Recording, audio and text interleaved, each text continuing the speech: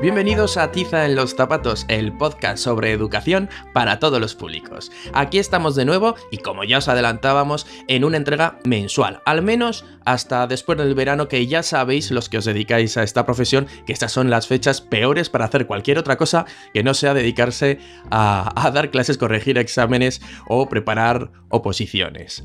Antes de nada, quiero saludar a mi compañero Carlos. ¿Qué tal estás, Carlos? Pues no estamos mal, Jaime. Oye, ¿para qué nos vamos a quejar? Claro, ahora que grabamos una vez al mes, más descansado, ¿no? Sí, pero ya sabes, hueco que veo, hueco que utilizo para otros proyectos, así que al final acabo estando igual de liado o más.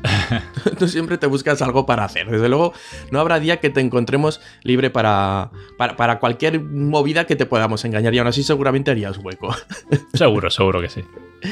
Bueno, antes de comenzar el programa, os queremos comentar un par de curiosidades. Sobre todo, agradeceros como siempre esos comentarios que nos vais dejando en el blog, que nos vais dejando en iVoox, en el Twitter. Y respecto a todo esto que os comentamos siempre al principio, ese tizaenloszapatos.blogspot.com, ese blog donde podéis encontrar todo sobre nosotros, cómo localizarnos, cómo escucharnos, o esa revista de Flipboard, pues en esa revista de Flipboard, como os hemos dicho hasta ahora, lo que hacíamos era ir subiendo los artículos o los temas que tenían que ver con lo que íbamos a tratar en futuras entregas.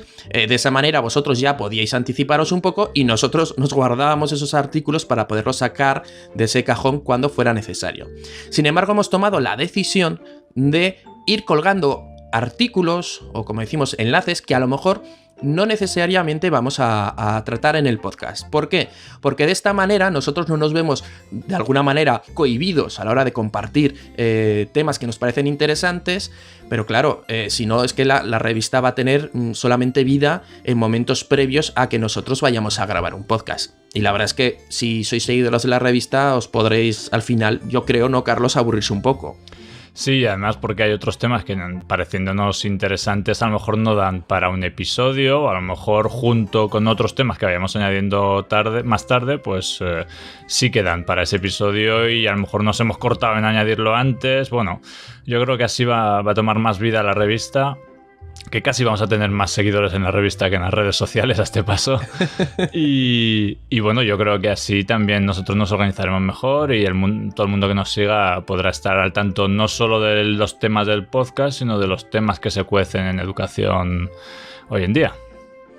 Hombre, por ejemplo, un enlace que he puesto yo hace poco es una conferencia sobre un docente. No voy ahora a explicar realmente de qué va el tema, pero claro, eso no daría para explicar en un Tiza en los Zapatos, pero a mí me parecía muy interesante para compartir. Y a veces vamos en nuestras propias redes sociales personales compartiendo estas cosas, pero oye, ya que tenemos una pequeña comunidad aquí interesada por la educación, pues vamos a compartir con vosotros, y también os invitamos a que nos mandéis vuestras, no solo opiniones, sino también vuestros enlaces o cosas interesantes, como veréis que en este programa ha sucedido. Bueno, pues lo dicho, en esta revista de Flipboard vamos a ir poniendo muchos más artículos, vamos a estar mucho más activos, pero recordad, no todo lo vamos a tratar en este programa. También hay una curiosidad que a mí Carlos me ha descubierto hace poco, y cuando digo hace poco quiero decir recientes minutos, y es que yo no sabía que había algo tan interesante como un hashtag que se llama exactamente, Carlos, Eduhora. Pero Eduhora, ¿qué narices es? Bueno, Eduhora es una buena pregunta, porque la verdad es que yo lo he descubierto casi de casualidad, porque pues no soy muy asiduo a Twitter. Pero Eduhora es un hashtag en Twitter que se produce de 10 a 11 de la noche y que va creciendo, o sea, va siendo Eduhora. Ayer fue 19, bueno, ayer día 15 de abril fue 19, luego será 20, o sea, es Eduhora XX, el día o el momento que toque. Y pues se saca un tema y hay una comunidad de diversos docentes que ya están por ahí pululando sobre esas horas en Twitter y que deciden participar sobre ese tema. Y entonces pues está de 10 de la noche a 11 de la noche, hora en España, hablando sobre ese tema, intercambiando tweets sobre, pues por ejemplo, ayer fue el TDAH, antes de ayer la creatividad en el aula, luego se ha hablado también de competencias matemáticas, lingüísticas, bueno, un poco todos los temas que muchos me han parecido interesantes, no solo porque también los hayamos tenido en cuenta en el podcast, porque nos hemos repetido o se han repetido algunos de los temas, como es obvio, porque son los que están más de actualidad. Y la verdad que participé antes de ayer y me llevé una grata sorpresa porque hay mucha interactividad, hay muchos buenos comentarios, y esto de tener que condensar tu opinión sobre un tema tan complejo en 140 caracteres, pues la verdad es que está bien, es un ejercicio bastante de resumen propio, ¿no? De saber lo que piensa uno realmente sobre algunas cuestiones y bueno, me pareció interesante, así que yo creo que a todos nuestros oyentes les puede parecer interesante también estar atentos a Twitter y bueno, participar, ¿por qué no?, en algún tema que les pueda resultar interesante. Es un hashtag que además está promovido por Isabel Ortega, @IsabelOn en Twitter, y que como dices, cada día, en este caso su último tweet que estoy leyendo ahora, dice: hola a todos, esta noche os esperamos de 10 a 11 en la Edu Hora 20. Claro, si tú te vas a acercar a este hashtag sin saber muy bien cuál es el que toca, lo ideal es buscar, si no a Isabel Ortega, el hashtag simplemente EduHora, y de ahí ya buscar el número que toca ese día. Que yo le comentaba a Carlos que, oye, ¿por qué no utilizan solo el EduHora para poder localizarlo más rápidamente? Pero al parecer, como muy bien ha dicho, al ser cada día de un tema concreto, o más bien orientado, o simplemente por contar cuántos ha habido al final, pues cada día tenemos ese numerito, como decía. Tengo que preguntar a Isabel porque a lo mejor es cierto que no sé si es un proyecto que tiene caducidad o va a ser solo, pues, por ejemplo, un mes, ¿no? Y va a ser hasta la Edu Hora 30, o va a tener continuidad, porque claro, al final un tema cada día también es difícil de sacar. Bueno, pues Isabel, si eres oyente del podcast, te invitamos aquí a este pequeño foro para que puedas contarnos qué es esto de la Edu Hora, de dónde ha salido, cómo es, y si no, ya a lo mejor nos preocupamos. Yo creo que nosotros. tiene una entrevista, sí. Sí, yo creo también. Bueno, y ahora sí que sí, vamos a meternos con esta entrega número 34 del podcast, porque nos hemos enrollado un poquito al principio, pero merecía la pena. Pero ahora sí, como seguramente ya habréis visto en el título de esta entrega, hoy os vamos a hablar de cómo motivar mientras evaluamos.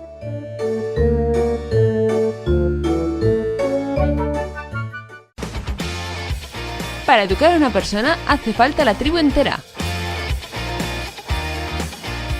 Educatribu.net es un espacio para compartir conocimiento mediante materiales educativos libres y gratuitos. ¿A qué esperas para unirte a la tribu? Educatribu.net. Pepe, aquí tienes tu regalo de Reyes. ¿Y qué es? Tu regalo de Reyes soy yo. Pues estás vestida. Siempre pensando en lo mismo. Tu regalo de Reyes soy yo significa que quiero hacer un podcast contigo. Qué fuerte, ¿cuándo? Cuando los niños duerman.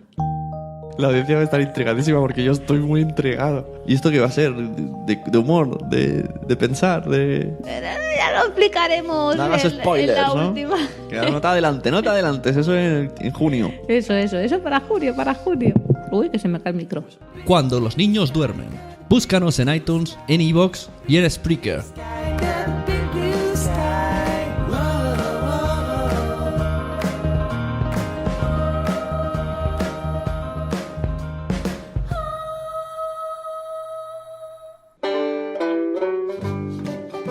El título de esta entrega, como habéis visto, es bastante explícito, aunque realmente os vamos a hablar de dos, digamos, metodologías, de dos métodos de evaluar diferentes. Quiero dejar claro lo de diferentes porque la forma habitual de evaluar la tenemos tan ya integrada en nuestro ADN, que la hemos vivido desde pequeños, que es muy difícil cambiar el chip. De lo que os vamos a hablar hoy es, por una parte, yo os voy a hablar del método del boli verde, y por otra Carlos, que me va a echar una mano en esta sección, en este programa de hoy, con una plataforma o un método de evaluación llamado ClassDojo. Me va a ayudar Carlos sobre todo porque él lo conoce mejor que yo, y además yo lo he descubierto recientemente gracias a que pues un oyente del podcast, que es Sune, y su mujer Noé, concretamente Sune, contactó conmigo explicándome que Noé, su mujer, lo utiliza en clase. Entonces me despertó la curiosidad para investigar sobre esta plataforma. Y dijimos, oye, pues vamos a hacer un programa hablando sobre este tipo de evaluación, una evaluación positiva. Como os decía, os voy a contar yo primero qué es esto del boli verde, que a lo mejor muchos lo conocéis porque son de estos artículos que se vuelven virales y de repente en Facebook empieza a rular y pueden haber pasado 5 años que siguen volviendo. No es el caso porque realmente el artículo viene exactamente del 2015, el artículo... bueno, realmente el artículo que va rulando más, y ahora os diré porque yo he buscado por ahí para contrastar un poco el tema, viene de un poquito anterior. Y es una carta realmente de una madre que explica cómo corregía a su hija. Se llama el método del boli verde porque lo que le interesa es huir de esa corrección de errores que se puede hacer en trabajos y en exámenes con el boli rojo. Por eso os decía que era una forma de evaluar diferente, porque nosotros tenemos la costumbre y hemos estado acostumbrados a que a la hora de corregir, voy a poner el típico examen, ir usando un boli rojo, que es lo típico. Bueno, alguno me diréis a lo mejor, yo utilizo otro color, pues yo utilizo el morado, pero en este caso un boli de color, vamos a poner el rojo, e ir poniendo una nota y tachando y resaltando lo que está mal. Es decir, si una pregunta la tiene bien, se le pone un 1 o un bien y ya está. No se resalta nada más. Pero si en una pregunta tiene la mitad bien y la mitad mal, se suele o tachar o poner unos interrogantes o básicamente resaltar ese error que se ha cometido para de alguna manera, quiero entender yo, justificar el que no tenga toda la pregunta bien. Eso es lo que normalmente, digamos, es la forma de corrección más clásica. Pues bien, con este método del boli verde, lo que se planteaba era que a esta niña que estaba haciendo, esta madre que corregía a la niña, pues la niña hacía los típicos trazos para aprender caligrafía. En lugar de señalarle con rojo aquellos trazos que estaba haciendo mal, le señaló en verde aquellos trazos que tenía correcto. De tal manera que, por un lado, lo que estaba haciendo era concentrarle y enseñarle cómo se hacía, es decir, esto está muy bien, pues así es como lo tienes que hacer. En lugar de hacer lo mismo, porque básicamente es lo mismo, es decir, no lo hagas así, sino que ya directamente le explica cómo hacerlo. Y además, por otra parte, la está motivando de alguna manera a querer hacerlo bien. En lugar de pensar, oye, pues es que yo pues lo estoy haciendo mal y veo todo mi cuadernillo, todo mi examen en rojo, pues, pues seguramente me van a suspender y es que yo no sé hacer esto. Es un poco el enfocar lo mismo, pero desde el otro lado de la moneda. Luego seguramente si leéis este artículo, que lo tenéis en Flipboard, veréis que a lo mejor hace alguna especie de reflexión ya trascendental de cómo con este método podríamos también hacer una persona más íntegra, que vea todo más positivo, etc. Pero bueno, está bastante interesante lo que es la base, el ver, el querer evaluar justamente desde el otro lado. Claro, yo cuando leo este tipo de artículos, me voy a poner un poco cínico, siempre digo, oye, esto me suena un poco a qué bonito es todo, qué happy y qué fácil que es. Tampoco es tan fácil, o tampoco esta persona ha descubierto, esta madre ha descubierto aquí el Mediterráneo. Vamos a ver un poquito de dónde sale esto, porque sí que es verdad que investigando, como os he dicho, hay un blog ruso que se llama Real Parents. Está en ruso. Lo digo por si alguien lo va a buscar, pero no os preocupéis. Maravilloso Google Translate, ¿no? Efectivamente, si utilizáis pues navegadores como Chrome, clic derecho, traducir al español y ¡oh! Maravillas, esos símbolos ilegibles se convierten en ya un lenguaje que... En palabras inconexas, pero... bueno. No te creas, realmente he ido al blog, he ido al artículo que ahora os voy a comentar. Y yo, si se lo pongo a alguien, menos un par de cosas, me ha sorprendido lo coherente. Sí, va mejorando bastante. Sí, está muy bien, la verdad es que sí. Bueno, pues en este blog ruso encontramos el artículo original de este que veíamos del boli verde, que lo había hecho una señora que se llama Tatiana Ivanko en el año 2013. Ya vemos que tiene un tiempo, pero bueno, esto lo que hemos dicho, ¿no? Se hace viral, se empieza a traducir a todos los idiomas y luego llega un momento que es difícil seguir la pista. Sin embargo, como os he dicho antes, esto viene ya de lejos porque el pedagogo soviético Chalva Amonashvili, me vais a disculpar porque mi ruso, como podéis ver, es de... Tiene que mejorar. Es de Cuenca. Pues ya defendió un método similar en un libro que se titula Hola niños, con símbolos de exclamación, de 1983. Me he vuelto loco buscando este libro. Me da igual encontrarlo en ruso.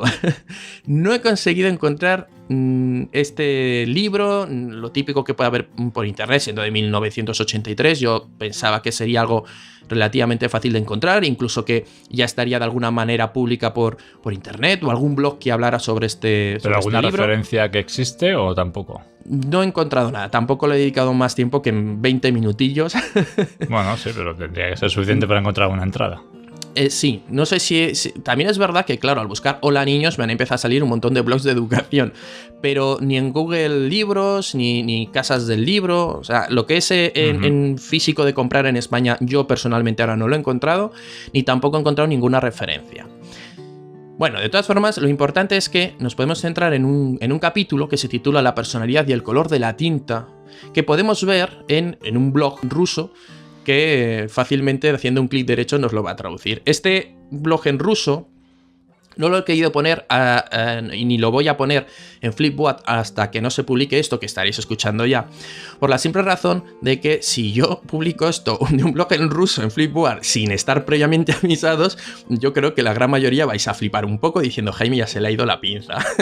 Bueno, ya si nos conocen esto ya no tiene remedio, Jaime. Ya claro, no, pero van a decir que estaría buscando Jaime en internet y le habrá dado sin querer y le ha salido esto en ruso. Al flip it.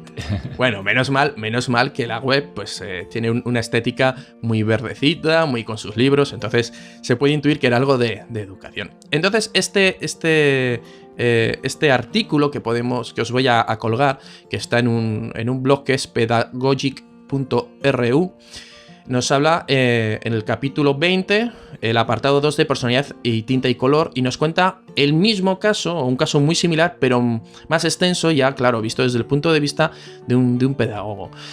No os lo voy a comentar ahora, simplemente me interesaba que supierais que estaba allí, que ya viene desde hace mucho tiempo y que lo vais a poder leer en Flipboard. Como os digo, dice lo mismo, de una niña que se empezaba a deprimir porque veía todo tachones en rojo en matemáticas de sus errores y decía, yo es que soy malísima en matemáticas, cuando desde el otro punto de vista decía, hombre, no eres mala si tienes un montón de cosas bien. Y a mí, personalmente, os voy a aportar un poquito de experiencia personal, me ha pasado con alumnos que han sacado notas del estilo un 7 o un 6. Y se han cogido un berrinche porque, claro, ellos estaban viendo que tenía muchos fallos. Y por más que yo les dijera, pero si has hecho muy bien el examen al fin y al cabo, que a lo mejor son fallos de despistes o de que estabas nervioso, que en muchos casos puede ser así. Y no lo consiguen ver. Así que yo voy a intentar proponerme de alguna manera a la hora de corregir, a la hora de evaluar trabajos puntuales, intentar de alguna manera resaltar todo lo que está bien. Pero claro, ahora que ya os he explicado y os he soltado el rollo, yo también me planteo una cosa y se la voy a trasladar a Carlos, que va a ser un poco la voz vuestra como oyentes. Y es que, claro, si yo solo resalto las cosas que están bien, ¿cómo le hago ver cuáles han sido sus errores y qué es lo que tiene que corregir? Esa es una muy buena pregunta. Y la verdad que es que encuentro, claro, el ejemplo de la caligrafía es muy bueno, ¿no? En este sentido, porque al fin y al cabo se trata de imitar de alguna forma los caracteres que son los correctos. Entonces, pues me parece que justo este tipo de metodología cuadra perfectamente con esta enseñanza, ¿no? En la que uno tiene que dibujar o escribir de la mejor manera algunas letras, y entonces es mucho más fácil y más motivador imitar lo que te ha salido bien que ser capaz de ver en los errores lo que no tienes que hacer, porque claro, al final en este tipo de ejercicios hay muchos tipos de errores. Entonces, claro, tú podrías estar calificando con rojo prácticamente el 80% de lo que ha escrito, porque hay un error aquí, un error allá. Y el niño que ve eso simplemente sabe que está mal, pero a lo mejor no sabe por qué está mal. Sin embargo, si tú le marcas con verde o con morado o el color que sea aquellos ejercicios o aquellas letras que están bien escritas, imitarlas ya es bastante más fácil.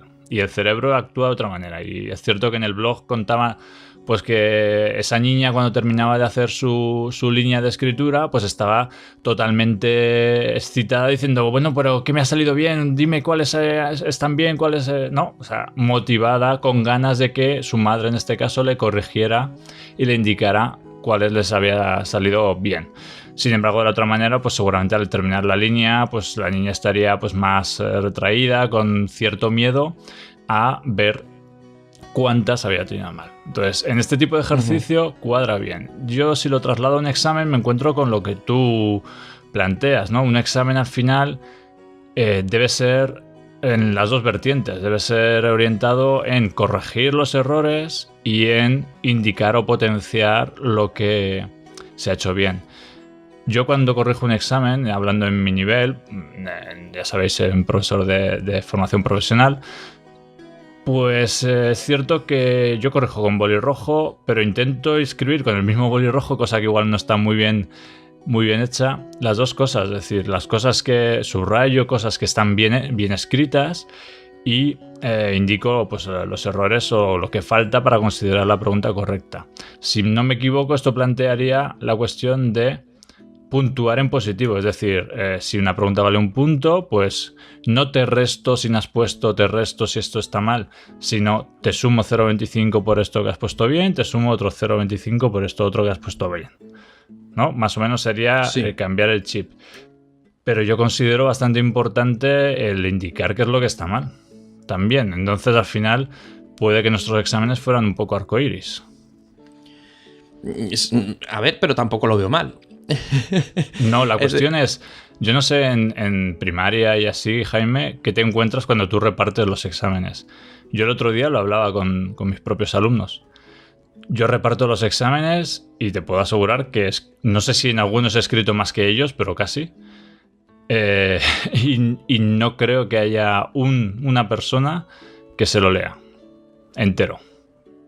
Simplemente reparto los exámenes, ven la nota, se ponen a sumar las calificaciones por si te has equivocado en la suma.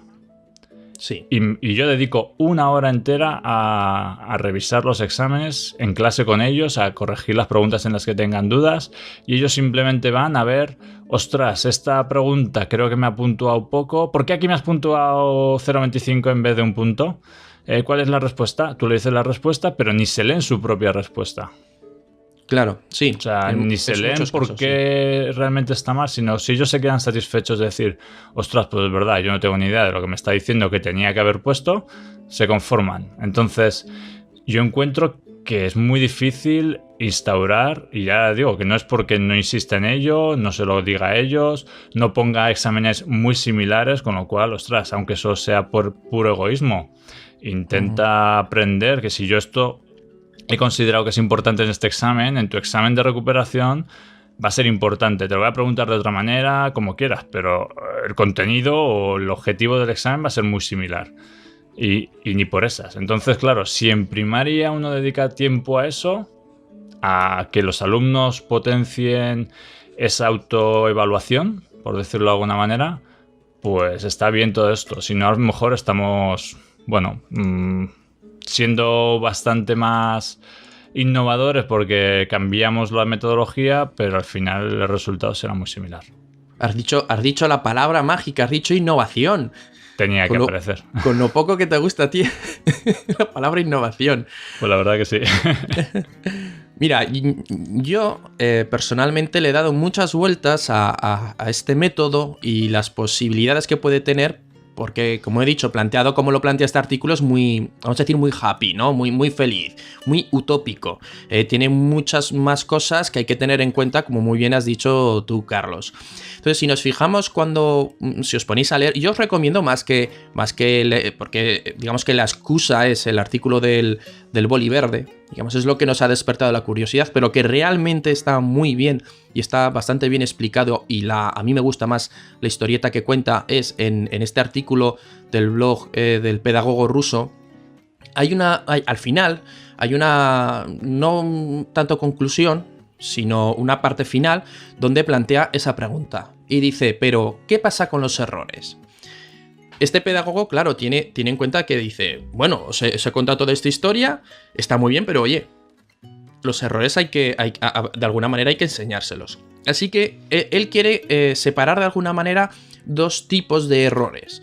Los errores que se pueden atribuir a lo que es lo típico, un descuido o una distracción, el típico error tonto que decimos, ¿no? De que casi podemos, incluso muchas veces sabemos que el alumno lo sabe, pero que se le ha ido por un momento la cabeza, se ha olvidado mal o lo que sea. Sí. Exacto, o se le ha cruzado a veces un cable y ha contestado bien a dos preguntas, pero las ha puesto la 1 en la 2, la 2 en la 3, que eso a veces ocurre, pero simplemente porque o no ha entendido bien lo que quería decir el enunciado.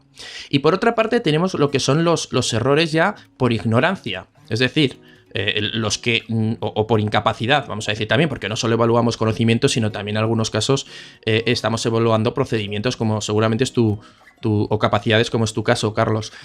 Esos errores ya son muy diferentes. Estamos hablando de que aquí ya no es un tanto error, sino una falta de. Entonces, plantea que todo lo que escribas con tinta roja, que puede ser con tinta roja o no, y os sigo recordando que esto es del 83, se ponga en un cuaderno aparte, que se puede también entregar al alumno. Esto ya con lo que él dice y lo que he hecho yo en mi cabeza, me he montado esta película, ¿vale? Donde los errores, digamos, esos errores que pueden ser el típico de que el alumno no ha dicho casi bien la pregunta, pero sabes que le falta completar algo, que casi sabes de que él más o menos sabe de qué va, pero no lo tiene del todo bien aprendido. Todo eso se le puede poner aparte para que él todas esas cosas las pueda corregir. Estoy trasladando también una metodología que está muy orientada a niños más pequeños a cómo llevarlo a algo un poquito más mayor. De tal manera que por un lado verá su examen o su trabajo resaltando las cosas que ha hecho muy bien, pero por otro lado, aparte, se le puede dar todo aquello que puede corregir. Yo creo, y ya poniéndonos también en el extremo, que los errores, estos que son por desconocimiento, por incapacidad, por falta de un entendimiento, claro, esos son más difíciles de tratarlos, creo yo, de una manera tan amable. Porque realmente si a ti, Carlos, un chaval, un alumno, te saca un 1 en un examen, ahí no hay boli verde que arregle eso, ¿no? No, pero a lo mejor tampoco bolirrojo, porque al final si deja 10 preguntas en blanco, pues claro, sí, pues hay una falta de estudio, de comprensión grande. Otra cosa es que también depende, porque hay exámenes de uno donde el chaval o la chavala puede haberlo intentado.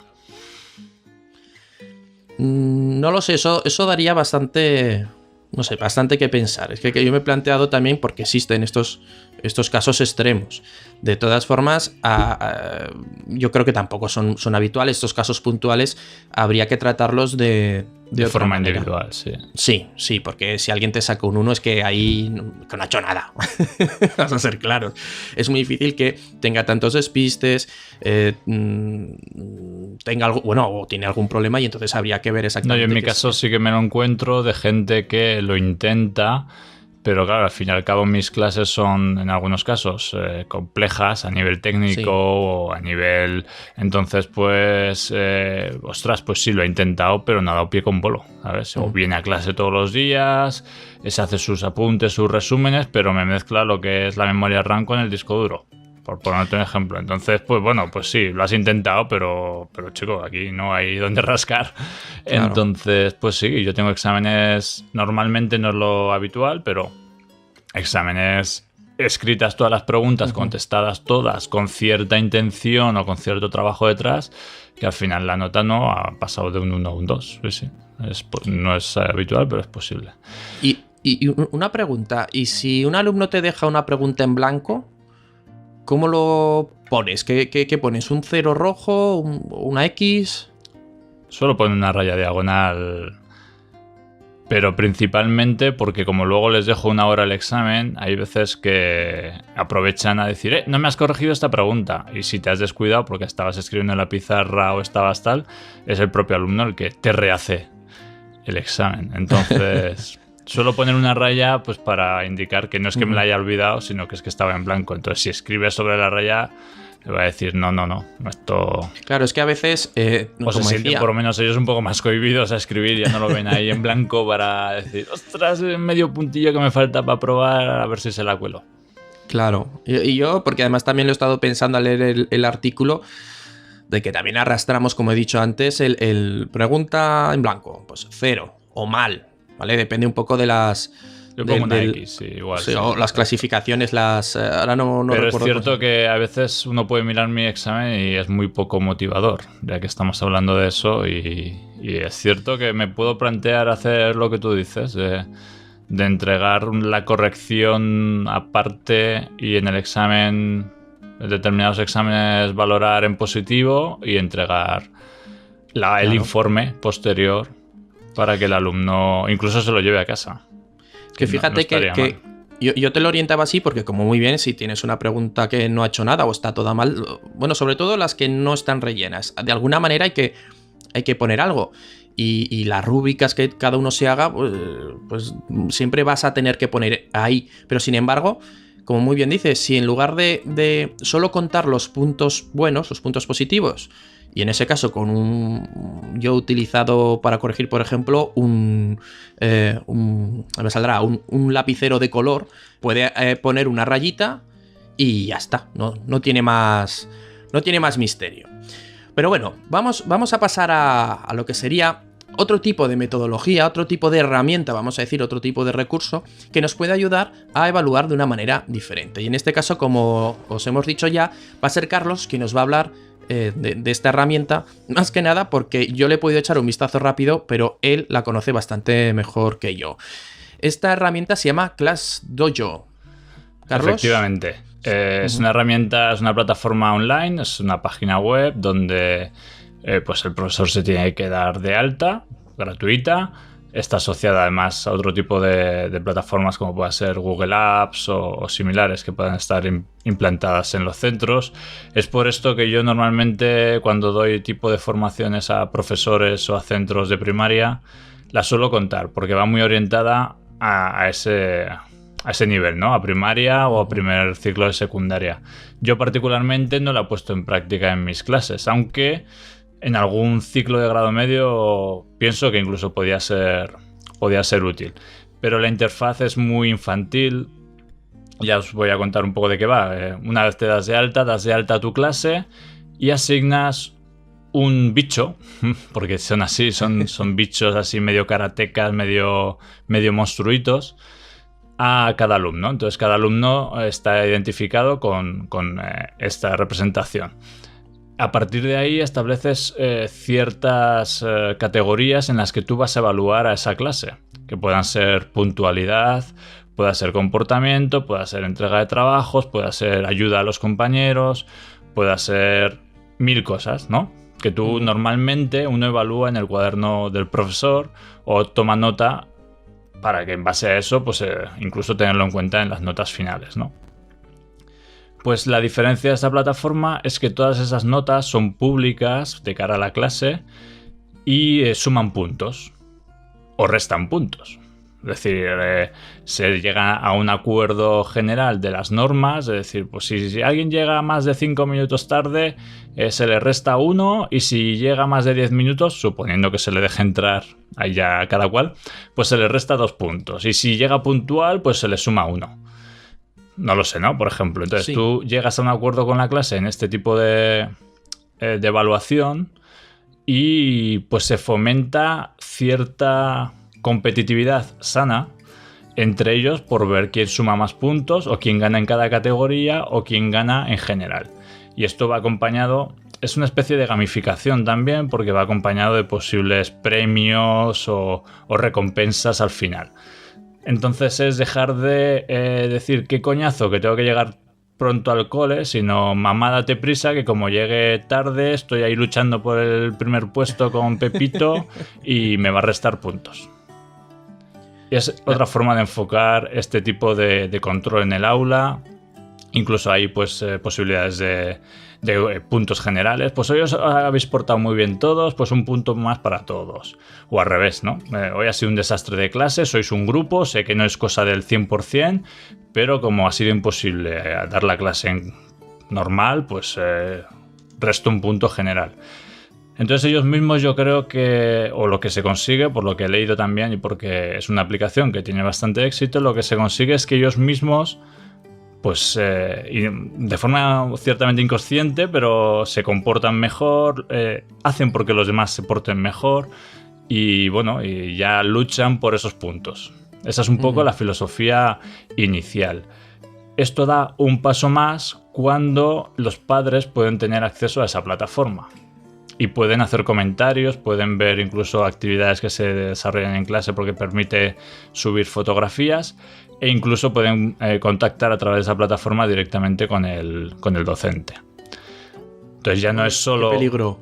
Ya no es solo un tema interno, sino que se puede abrir esa plataforma y entonces pues que los padres vean realmente cuál es el comportamiento de sus hijos en clase en determinadas categorías o en determinados aspectos en base a los puntos que obtienen. Entonces, pues bueno, ahí está. Yo entiendo que lo que tú dices, ¿no? Una vez uno abre un tipo de esta evaluación a los padres, en principio tendría que ser positivo, porque hacer frente común y tener ese tipo de apertura en lo que pasa en el aula podría ayudar. Pero es cierto que con algunas, pues vamos a decir, actitudes por parte de algunos padres, pues podría conllevar lo contrario, ¿no? Podría conllevar, pero este profesor, ¿quién se ha creído? ¿Por qué te quita puntos? Si es que solo hemos llegado 2 minutos tarde, pues a lo mejor son los mismos padres los que no aceptan ciertas normas de comportamiento o de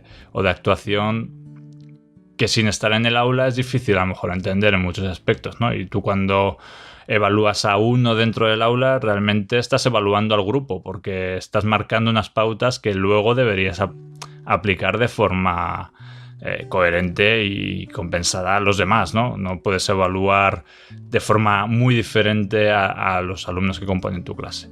Entonces, bueno, ahí está un poco el funcionamiento de la aplicación y no sé, en este caso, Sune y su mujer, qué tipo de experiencia tenían con esto. Si nos lo pueden decir, pues estaría bien, y a ver qué tipo de problemas ha podido llevar la aplicación o el uso de la aplicación en un cole, o si yo entiendo que cuando un profesor decide unilateralmente decir yo voy a utilizar esto, si no viene pues a lo mejor por lo menos con el resto de profesores del mismo curso y que sea un poco una decisión un pelín más global, pues bueno, al final no deja de ser un poco tu corralito y más difícil de llevar a cabo, ¿no? Y eres el profe raro que hace cosas raras y ya está. No sé cómo lo ves, Jaime, si te habías hecho un poco a esta idea. Sí, yo lo veía, en un principio lo vi como los budgets o los logros que están ahora tan de moda en muchas aplicaciones. Según... Sí, tiene ese sistema también para implantarse. Claro, según he ido investigando, me ha recordado mucho a algo que tradicionalmente ha estado en la escuela, sobre todo en infantil, que eso lo he visto mucho, que son los llamados gomets o las pegatinas de colores, ¿no? Los puntos positivos, los puntos negativos. El ir motivando, intentar siempre que sean puntos más positivos. Volvemos a lo mismo, no tanto el poner la pegatina roja, sino las pegatinas verdes. Y cuando llegas bien a clase, se ponía una pegatina verde, y se hacía, y eso se ha hecho muchas veces con un mural. Y digamos que yo veo esto como la transformación del mural de toda la vida a lo tecnológico. Exacto. Me me parece maravilloso porque así los chavales pueden usar las nuevas tecnologías, lo pueden consultar desde casa. No, tienen sus etcétera. aplicaciones móviles, con lo cual lo primero que hacen pues Con en la tablet, la ESO claro. o lo que sea es bajarse todas las aplicaciones y a ver al final de la clase a ver cómo ha ido la evaluación, o se comentan las propias evaluaciones en clase. Claro. Porque es gratuita esta plataforma. Creo que al final tiene algunas opciones en las que sí que hay que pagar algo, pero puedes, utilizar el 100% de la aplicación sin ningún tipo de coste, sí. Ujú. No sé si En la a lo web, mejor quieres notificaciones o posibilidad de mandar mensajes, más de X mensajes o bueno, cosas así en las que al final es... Pero vamos. la web quería comentar que es www.classdojo, Classdojo con dos Con dos S, S, exacto. .com, y automáticamente va saliendo en español. Veo que como en muchas otras plataformas, como la que suelo usar yo, que es Edmodo, te puedes dar de alta, como has dicho, docente, padre o madre, estudiante o school leader, que eso me ha gustado. El school leader, supongo que será como director o como jefe de estudios. Lo que sí que me parece curioso, y aunque nos podríamos ir un poco del tema que venimos a tratar hoy, pero quiero hacer este pequeño paréntesis, es cómo hasta qué punto estos recursos que hasta ahora, digamos de una manera analógica, han estado en la escuela y tampoco había que comentarle ni a la dirección, ni a los padres, ni a nadie que estás utilizando ese recurso, como ahora cuando se convierten en nuevas tecnologías parece como que si no lo notificas o no hablas de que estás usando esta herramienta, como que no sé si está bien aceptada. No sé si me consigo explicar, Carlos. Sí, te entiendo perfectamente y es...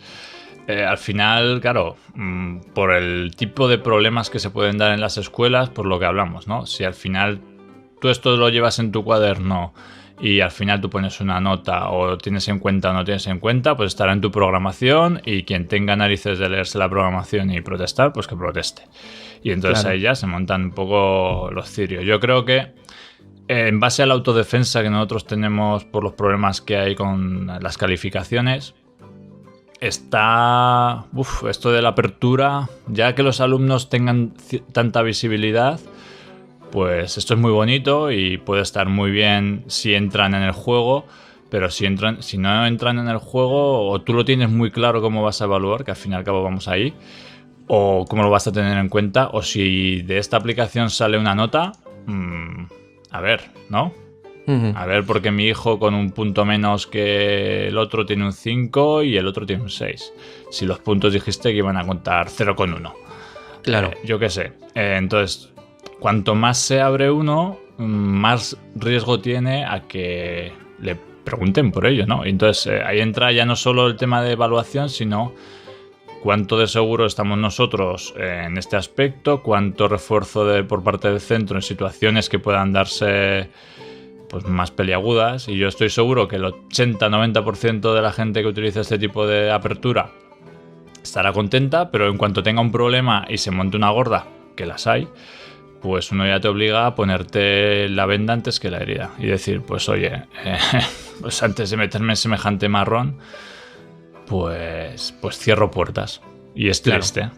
Es triste porque yo creo que este tipo de metodologías y de conocimiento por parte de todo el mundo ayuda mucho en el proceso de enseñanza-aprendizaje y conecta mucho más a docentes, profesores y familias, y al final todo eso desemboca en mayor éxito escolar, y yo creo que ahí estamos haciendo algo mal cuando lo que muchas veces te recomiendan desde los centros y demás es todo lo contrario, es decir, es que no sé quién hizo algo parecido y se metió en un berenjenal porque vete a saber qué, y luego al final eso no lo tenía muy atado y acabamos en un juicio. Y esto pasa, ¿eh? O sea...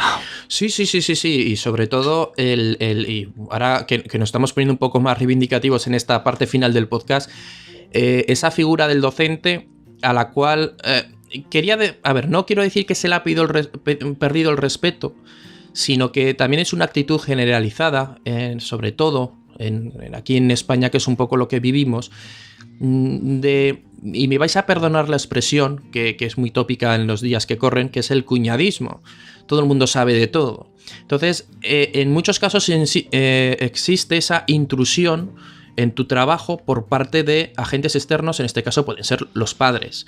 Padres que creen que ellos tienen mayor capacidad, quizás, para saber cómo hay que, iba a decir educar, pero vamos a decir enseñar, para que nos entendamos y concretemos un poco. O qué metodología es la mejor para su hijo. O cómo tiene que jugar al fútbol. O sea, claro. Al final estamos en muchos entornos familiares en los que pues el padre es profesor, entrenador, educador Pero, a ver... Y es cierto que eso limita o hace protegerte o estar más a la defensiva en muchos casos, y eso al final afecta en su gran mayoría al resto de alumnos. Un ejemplo muy claro es que cuando yo me encuentro mal o me duele la espalda, por ejemplo, yo voy al médico y el médico me dice, oye, pues mira, te examina, te pasa esto y tómate esto. Yo no le voy a decir a ese médico, oiga, mire, usted me ha dicho que yo tengo una contractura en la espalda, pero yo creo que lo que